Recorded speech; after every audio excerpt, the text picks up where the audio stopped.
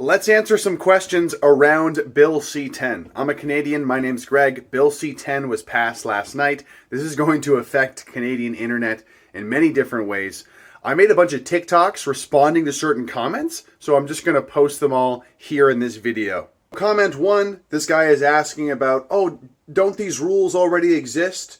Aren't we just applying CRTC rules to the internet?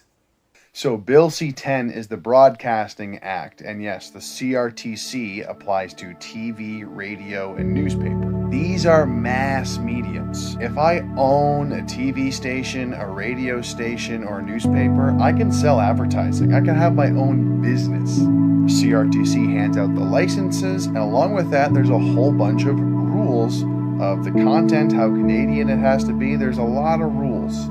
If you consider that I could just pick up my cell phone and make a video like this, and now the rules are going to apply to me and you and anybody who makes a tweet or posts anything, makes a website on the internet, how are they going to reconcile all that with these new rules? There's so many question marks about how they're going to do this, and that's why people didn't think it was a good idea.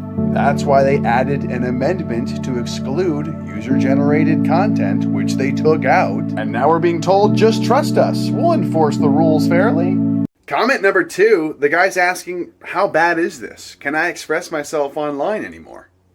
So obviously, big tech censorship is already a problem. And for those who follow the patterns of big tech censorship, you would know that, aside from the obvious stuff like real hate speech, there seems to be political patterns that dictate what is and is not allowed. Never officially, right? Never really officially does it say we are going to allow transgender people to talk about all sorts of craziness and the end of gender online.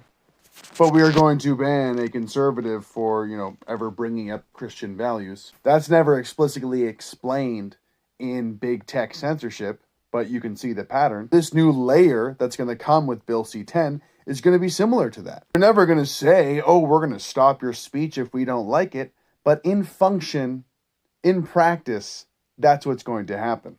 If you're posting content or memes about the wrong political issue, they'll find an excuse to ban you. This third comment is really cute because it's a liberal talking point, talking how big tech platforms never give back to Canadians, so we need to tax them.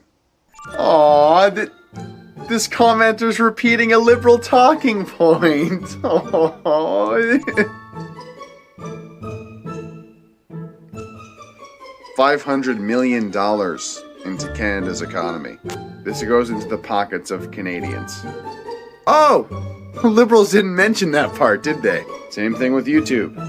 $923 million in 2020 alone. That's the equivalent of 34,000 full-time jobs, full-time employees in Canada, thanks to these evil big tech giants. Big tech has its problems, but it's given Canadian artists an opportunity to grow, more so than the government. If you tax Netflix for operating in Canada, it's going to get more expensive for Canadians. This was another concern that was completely ignored when this bill was being passed.